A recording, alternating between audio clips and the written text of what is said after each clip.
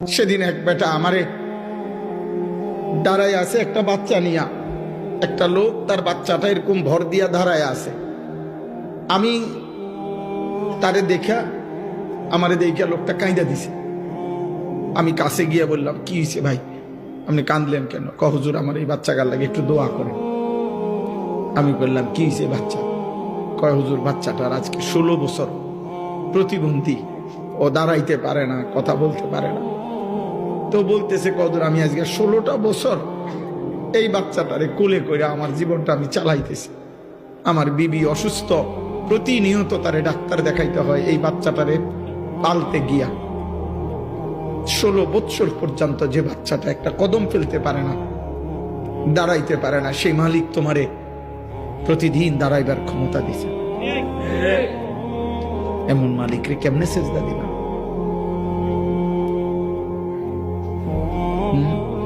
আমাকে এরশাদ ভাইয়ের একটা বাচ্চা ছিল না, আমি বহুদিন বলছিলাম এরশাদ মিয়া তোমার এই বাচ্চা, তোমারে আল্লাহ বরকত দিবে, তুমি তারে আগলাইয়া রাখো।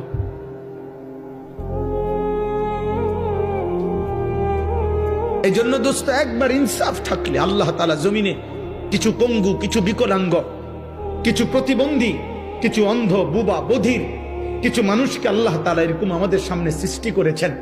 ওর সৃষ্টিকর্তা আল্লাহ যেন বলছে, বান্দা অল্প কিছু মানুষকে আমি এরকম বানাইয়া বাকি এই কোটি কোটি মানুষ তোমাদেরকে সবক দিতে চাই যে আমি চাইলে এমন তোমারও বানাইতে, কিন্তু তোমার বিবেক লাগলো না, বিবেক লাগলো। আমার বাসার পাশে একটা ছেলে আছে, 11-12 বছর বয়স, চাঁদের মতো সুন্দর, চাঁদের মতো সুন্দর, এত সুন্দর ছেলেটা, ফুটফুটে চাঁদের মতো। এই ছেলেটা 5 ওয়াক্ত নামাজ পড়ে, মসজিদের জামাতে গিয়ে নামাজ পড়ে, কিন্তু ছেলেটা কথা বলতে পারে না, বোবা। আমি যখনই তারে দেখি, কি যে করে, এমন এমন করে হাত দিয়া, মানে তার কলজাটা মনে হয় যেন ছিঁড়া যাইতেছে, যে সে আমারে কিছু বলতে চায় কিন্তু কিছু তো বলতে পারে না। অথচ এমন সুন্দর, বিশ্বাস করে দেখলে আমি যখনই তারে দেখি মাথা হাত বুলাই, কিন্তু ওই এমন এমন করে, কি জানি করে, মানে তার ভিতরটা 16টা বছর 12টা বছর যে বাচ্চা একটা শব্দ বলতে পারে না। এই পরিমাণ বয়সে তুমি আমি কি পরিমাণ কথা বলছো? এমন মালিক কেমনে সেজদা দিবে? বলো না আব্বা।